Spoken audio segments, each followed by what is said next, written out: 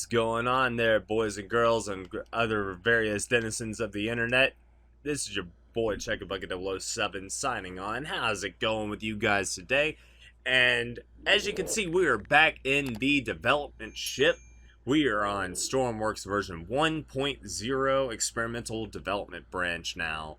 And upon request from Rayo, I am back to show off more of the Fingerscanner Mark 1 and Mark 2 development. He updated Mark 2 to now have a color specification to it, to where when you type in the numbers, it actually lets you change the colors. So let us go ahead and show you how these go. Now, it looks different than before. These have all been facaded now, and I built 2 more of them. Let us go over here and check this out. And keep in mind, I also took the entire port engines or starboard system of power away, like with the exception of the standby generator. The entire power plant on the starboard side has been removed, so we just have the standby engine. We're working on that next. Is going to be the engine setup when I figure out how everything works, because we got new turbines, we got new all that. So this stuff might all be going bye-bye over here too. I'm going to figure out which one produces the most power and runs for the longest, and that's going to be the one we go with. If I cough or sneeze or anything like that, I'm sorry. I'm still not fully healed up from being sick. In fact, I just went to go get a COVID test today. There's a video up on that one too if you guys want to see how that is done. I highly recommend it, just so you guys can get educated, so you're not scared to go get tested. It doesn't hurt. It didn't take more than 10 minutes. It's fine. So anyway, what we're looking at here is the Mark II, and this is the problem I had before with the color coordination.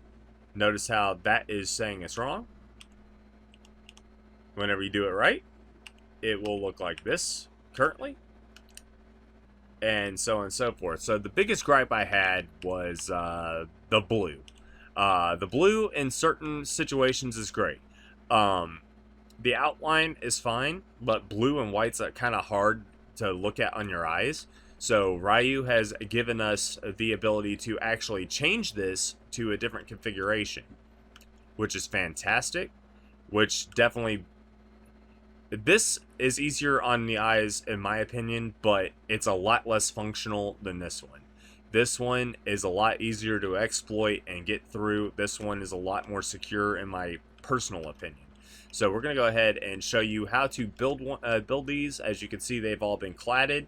So we're going to go ahead and tear down the Mark 1 and Mark 2 over here, since they are just literally walls. So we're going to go ahead and start with the base. If you want to do Mark 1 and Mark 2 for whatever reason on both sides, I'm just doing this as a 2-in-1 tutorial. If you like the way I built this and the potential for all these, perfect. You don't have to have these, but it's cool if you do. So this is all a demonstration for the sake of the demonstration. So we're going to go ahead and say this is one room right here. And it will mirror on the other side, of course. And right now it's kind of small, as it should be, because this is the bathroom on this one. And this is what one of the full-sized suites will be like, at least on this deck. So again, these are all for demonstration purposes.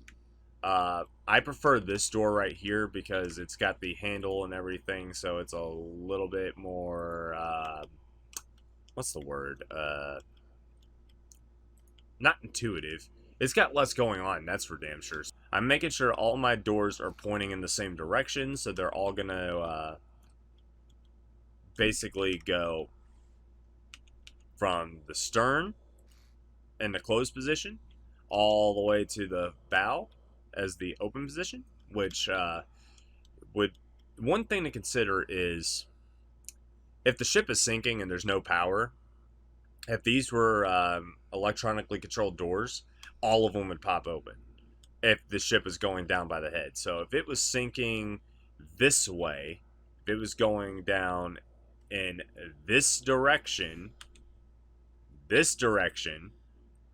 every one of these doors would fly open and flood the ship even more. So I like having it in the direction where you're most likely to have flooding, which most of the time you're going to hit something going forward, not back. So in this case, I'd rather have these doors be manually opened and closed with an electronic lock to seal them shut. Excuse me. So, the direction has been figured out. The positioning has been figured out. So, we just got to get to the wiring and all of that. And for this, we can keep the mirrored on this entire time for a little bit anyway. Make sure everything looks right. Everything looks right. So we're going to go ahead and grab this one right here. Take that. Put that there. And now we can start plumbing the electricity to that. And then we're going to run that one all the way to our nearest generator. And alright, so we're going to go ahead and make room here. We're going to run this all the way over here. Which means that we can move this. Oh, we don't have to move that if we don't want to. It'll just be a little bit thicker right there. Which is never really a bad thing, but it can be a pain in the butt. So as you can see, everything is lined up. Alrighty, and then we're going to move this right here. We're going to put this here. Get rid of that. That way we could put lights in there at some point if we wanted to. Run this over. Now there's nothing on this side here. So these are all empty spaces that you could either leave hollow for more airspace, or you could put emergency fuel. You could put just about anything you want. Eventually I'm probably going to knock holes in there to put the fire suppression system controls and stuff in there. You know, something to like turn them off or turn them on, anything like that. And when I get to building a ballasting pumping system or a fire suppression system, I'll show you how that goes.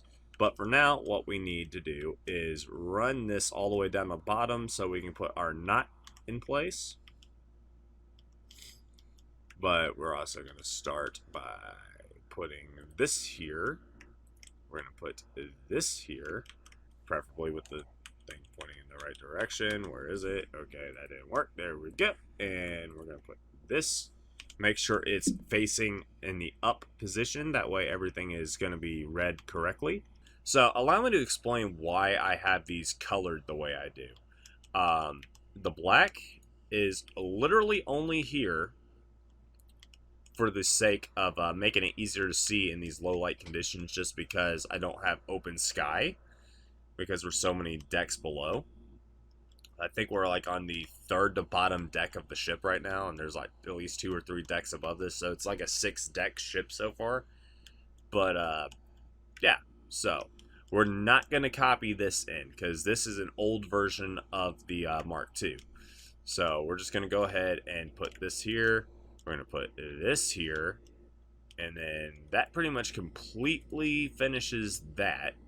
And then we can do that, and look at how much space we have, like all these little empty nooks and crannies.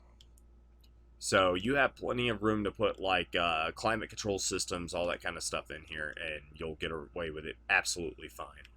So we're going to go ahead and leave that space blank because it's going to be reserved for that.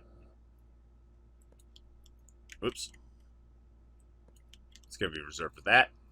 And then we're going to have to go to Fingerscanner and make sure it is the up-to-date version of it. So we're going to go ahead and go in here. As you can see, it is the up-to-date. The original version of the Mark II did not have the color sliders, so you could alter this to retrofit it, or you just be not lazy and put the new version in. We have an RGB system in place for this, which works perfectly. I'm going to go ahead and make mine orange, just because I like orange. That end, it's also not impossible to see. Right now, we're trying to make this as tidy as we possibly can. So once we get over here, everything's going to be fine. And this is the reason we did not copy the cabins that I already finished.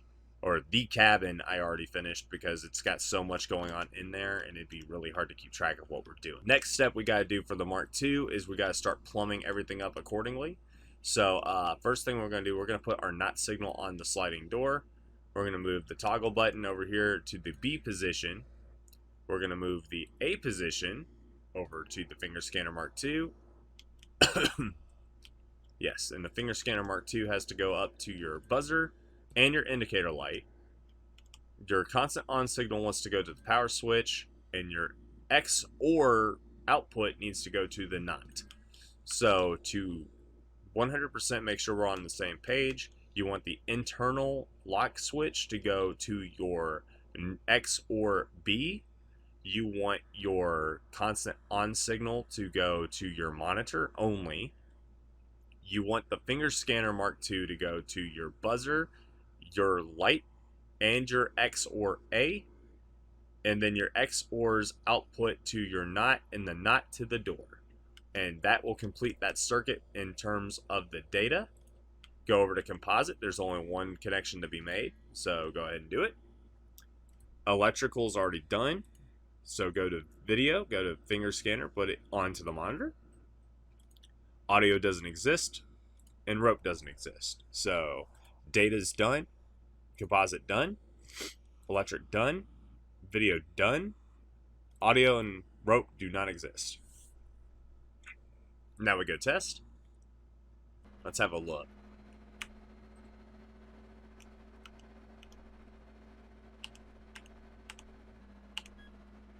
So it works.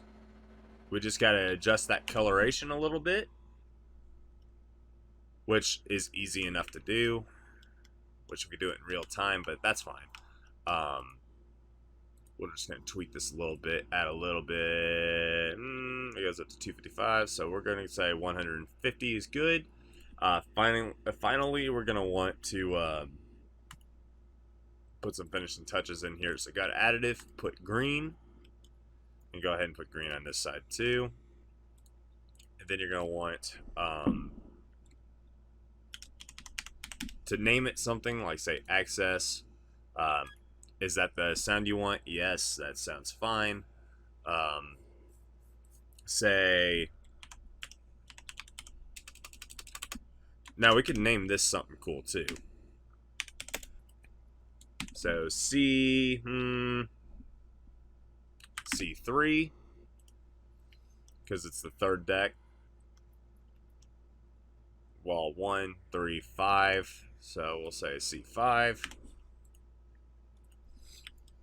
And when we go up to it, it should show that. So let's go have a check, make sure.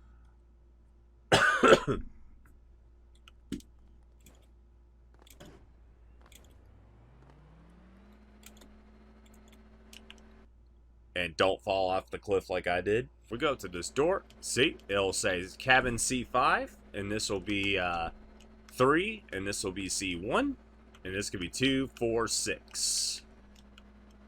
Of course, these are all temporary positions anyway. The only ones that are solid are going to be this one, and then this one when it's actually not completely mirrored. I'll show you what I mean by that. Oh, I guess they fixed it, so I don't have to delete that. Cool. Alright, guys, so we already finished Mark II, and you could already tell that we got a little bit more to go with the Mark I components to make this work. So we got to do a little bit more. I want to see. Okay, so Mark I hasn't been changed with anything, which I didn't. I expected Mark I not to have been fiddled with at all. So there's nothing wrong with that. We're gonna have to use one of my key systems to make this one work. So we need to do a few things to get this one set up and ready to go. We need to have more than one of these a piece. We're going to want to put warning 2, potentially. Yeah, and then we'll go ahead and do colorization on that one. Unlock state. Lock state. And this one will be cabin C6, as you recall, because this one is C5, that one will be C6, because left, right, left, right. Alright, and then we got one more thing to do on this one. We got to add one more microcontroller, and you can see why this is already much more effort. So I say use this one if you want to, but you don't have to. I prefer to. But we can go ahead and seal this one off again, because we already know what it looks like over there, and we just got to wire it.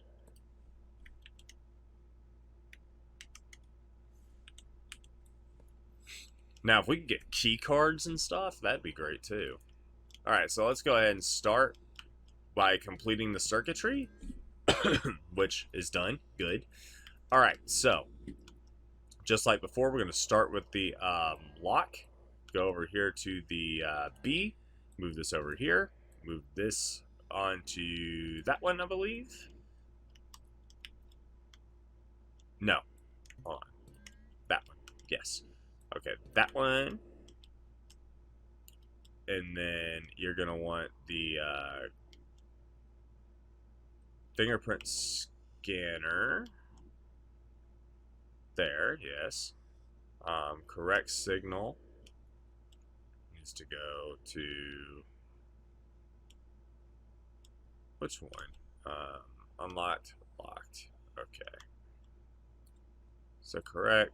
That's also why you want to label them.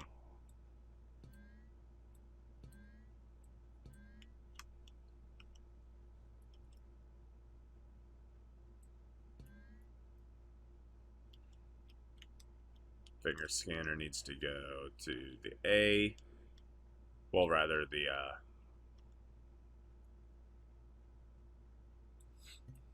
the correct signal needs to go to A. Unless you want a perverse world where it doesn't do that. Okay, so you want to have the digital keypad one right here. That, keep in mind, I had to modify mine, or this one, to use numerical output. It's literally the only thing about it that's different is that I took this microcontroller. If you take away these two things right here, that's all that was originally to this thing, and all I did was I added a read composite and a numerical output to give it the compatibility to work with this system, as well as a few other things I implemented. So got a checklist. Data is done. Composite needs to be done now, so we're going to go ahead and go do that. We're going to use the touch output to that one, and then we're going to go do this one to this one. And video, it's got a little bit more steps to it as well. We got to do this one, and then we got to do this one. Make sure electric is all good. Data's good. Composite is good. Electric is good. Video is good. Audio and rope do not exist, as we already discovered. Make sure everything that's correct. Incorrect. So we're going to go over here.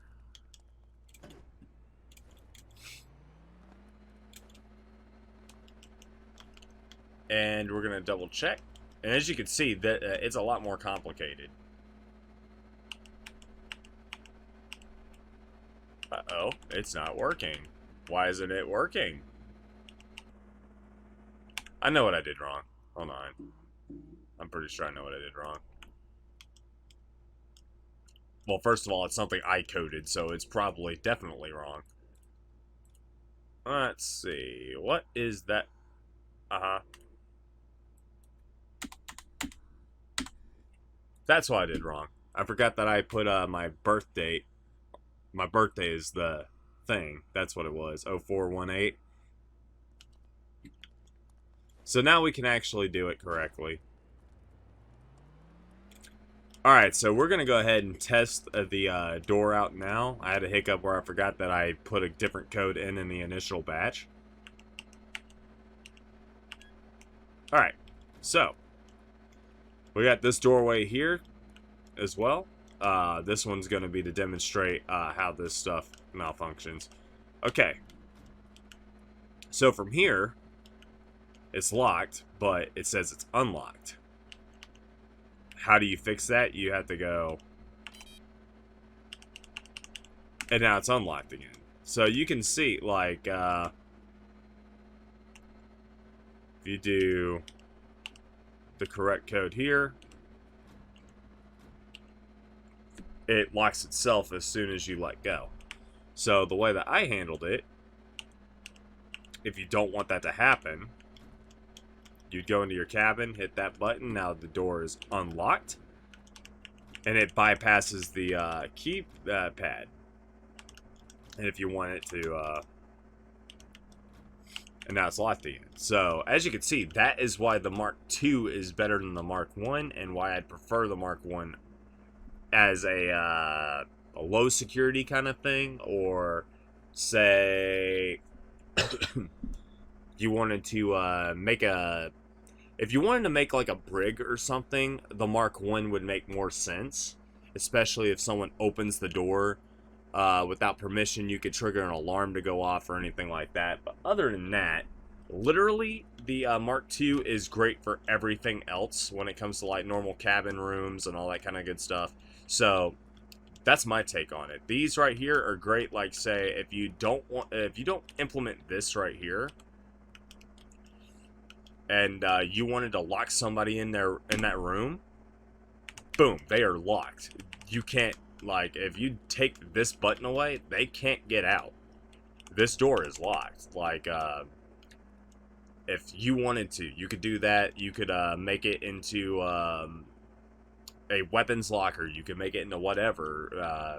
The only way you could get in is with holding this down. That means that someone has to be present. You could go even further and say there's two of them, so 2 people have to be holding down a Fingerscanner, and then one person has to punch in a code, another person has to punch in a code, and then you'd be able to open the door. Then here it's just so secure. I much rather this system because of how much more secure it is. Like, right there, it's already locked, so you have to deliberately open the door and keep it open. And that's my hot take on it. So that being said, guys, thank you so much for checking out this video. Make sure, if you're watching this on Rayo's workshop, be sure to come give me a subscribe, like, all that kind of good stuff. And if you're just discovering this, go check out Rayo's thing on Steam. I will have a link in the description down below. That way you guys can see his content. And tell him that Chuck it sent you and all that kind of good stuff. Until then, I thank you guys so much for checking the video out, and I hope you guys have a fantastic rest of your day and a wonderful evening. I'm going to go take me some kind of cough medicine, so I'll stop coughing and sneezing and carrying on like I'm dying. And I will catch you majestic creatures on the internet in the next one. So until then, take care of yourselves, the ones you love. Wash your damn hands, wear a mask, and I will catch you guys in the next one. Chuck it out. Bye. Yeah.